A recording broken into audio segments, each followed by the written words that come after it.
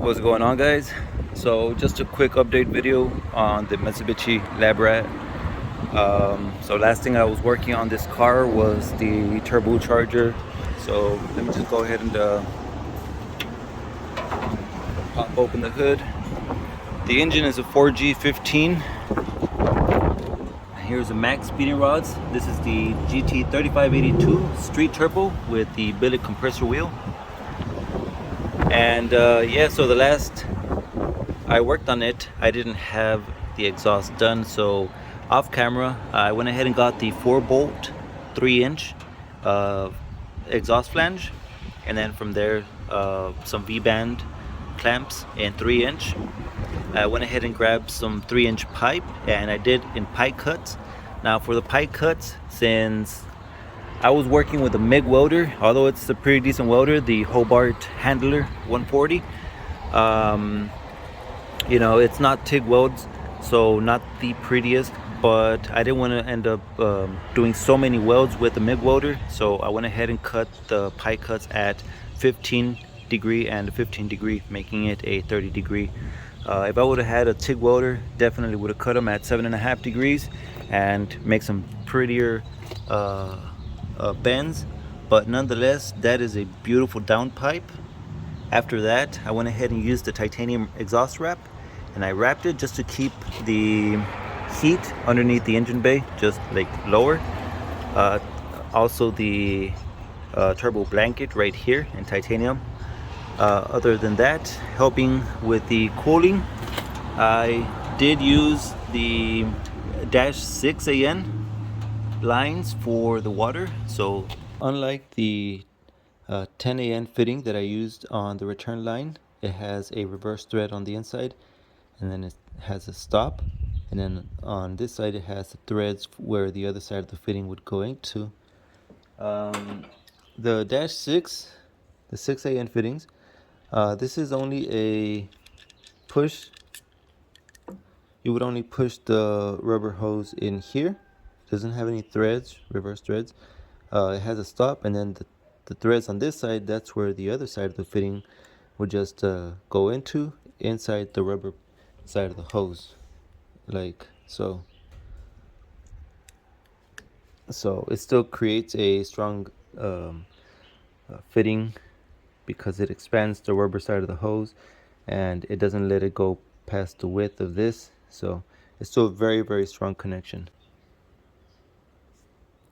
So there it is. This side is installed in there, and you can see inside, you'll see the threads, and then where the hose on the inside just bottoms out. So now, just adding just a little bit of oil in here, we'll go ahead and thread this one in. A little bit of oil.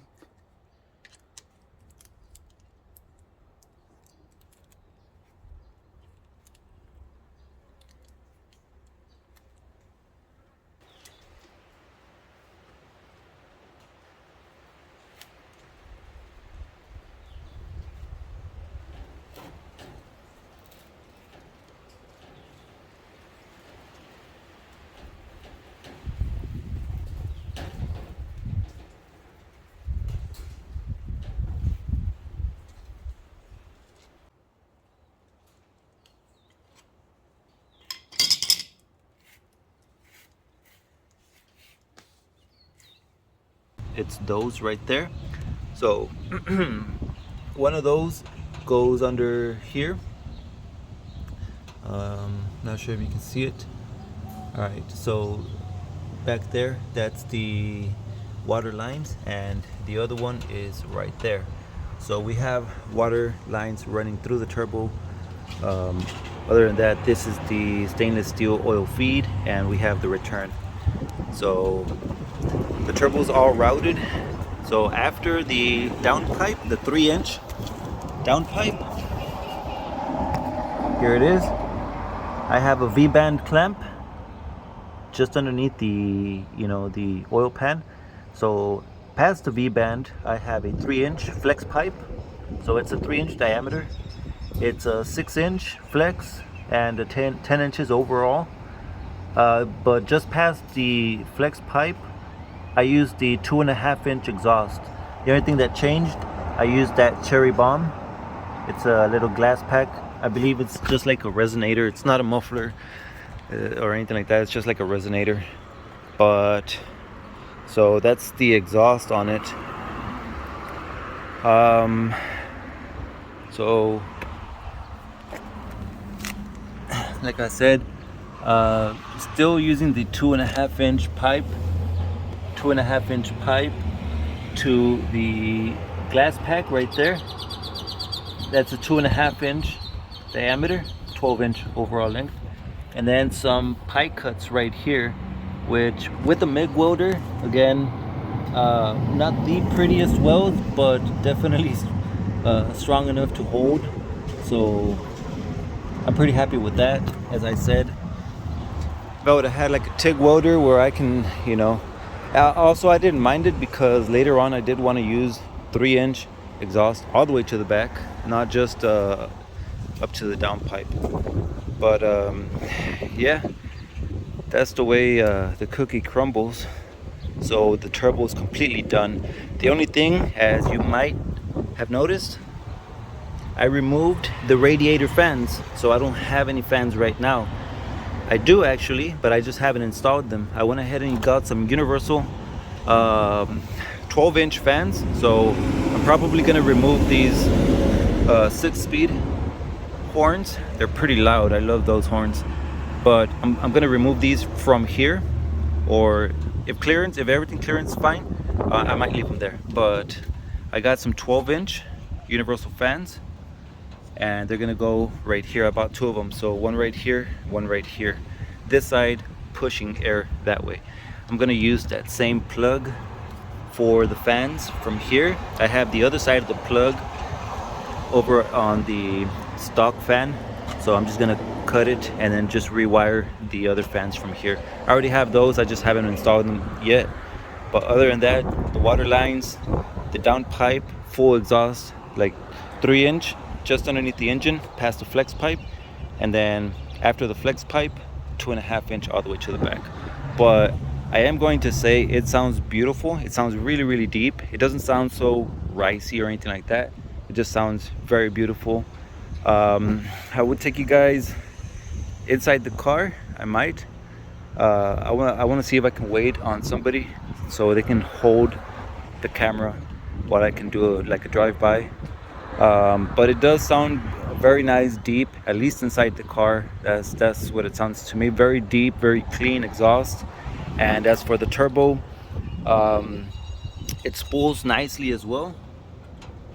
So right now, the blow-off valve, I removed the vacuum. Right now it's just right here plugged on one of the threads.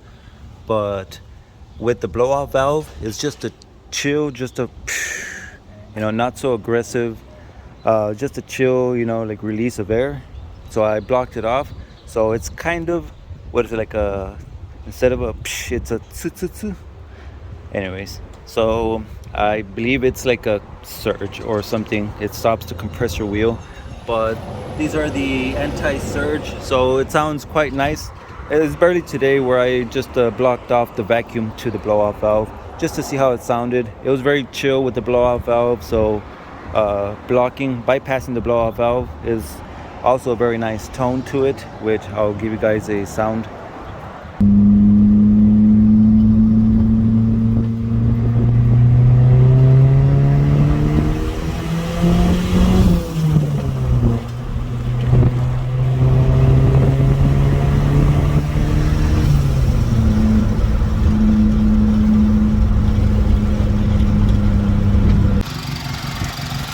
Alright, so remove it from that thread.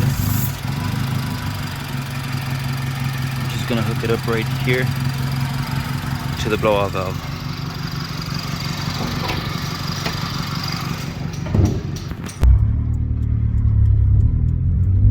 Alright, so here's with the blow-off valve connected.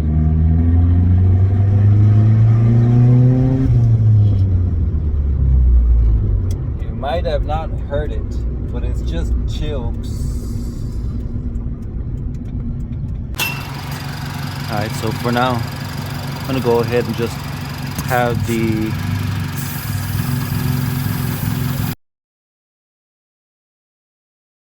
vacuum line from the blowout valve just right here in this thread in this bolt, just like that.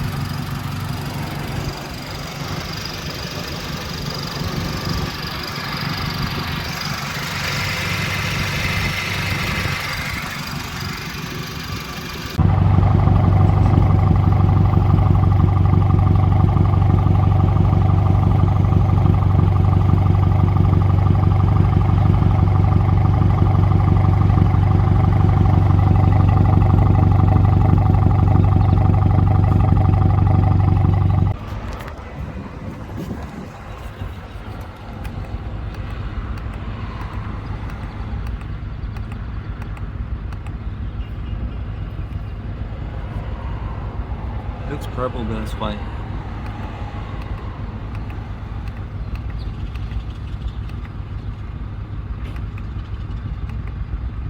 Yep, that's white.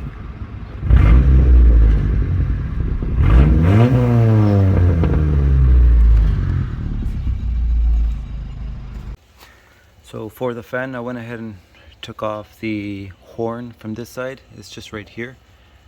I removed the bolt, and other than that, I took off the bolts that hold on to the intercooler right here, just so I can push it forward. I already put one of the fans inside. Here is the other one. So if you try to push it, you see how it'll hit right there. So I needed some clearance, and then up here just push this one just back a little bit. It's like it flexes a bit, so just did it off camera because it's hard to do it just with one hand, but obviously it goes in. So let me just go ahead and fit this one in. Here's the box for the little tie downs that hold the fans in place, some little foam so for the vibration, little clips, and there's some springs over there. So let me just go ahead and fit this one in. Alright, so I have both of the fans in there. So I went ahead and just lined them up in the center. Over here I have it's 3 of the vanes from the radiator, and then same as this side, 3. So that ends up being straight centered. So I'm going to use these holes right here to put the zip ties. You could also use some clips that come, I think it's for those or for that end, I'm not sure. Just gonna go ahead and just tie this down so it doesn't move, and then just wire up the power, both of them together, and just get the other plug that goes right here. So both fans are installed. Check this out. I put those zip ties or whatever from the inside, so it could be flush right here, nothing in the way. Here are the clips. Well, there's 2 in the middle, the other one right there. I did raise it somewhat from the bottom so it doesn't be rubbing on that, I guess it's the radiator support. So next up, just wire them in. So for that, I still have the original fan that was there, at least one of them, and here's the plug. So I'm just gonna cut it somewhere around right here. This fan still works, so I'm gonna leave just a bit of wiring just in case, but I'm gonna cut it about right here and then just wire him in. Alright guys, I put everything back. Both fans are installed, wired them in to the plug.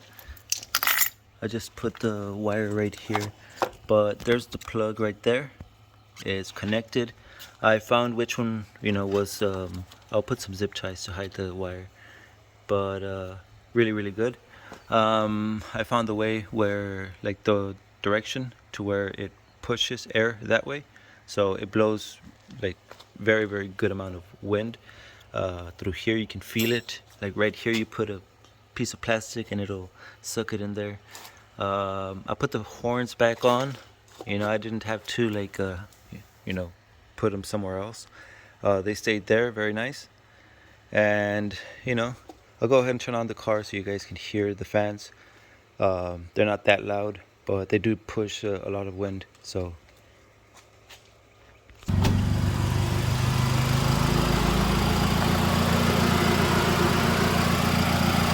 there's the fans.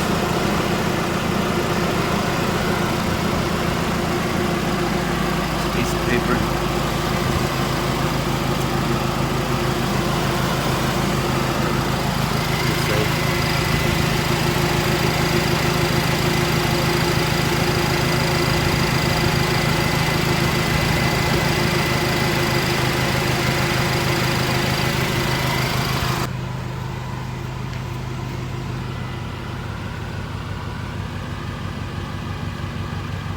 There it is.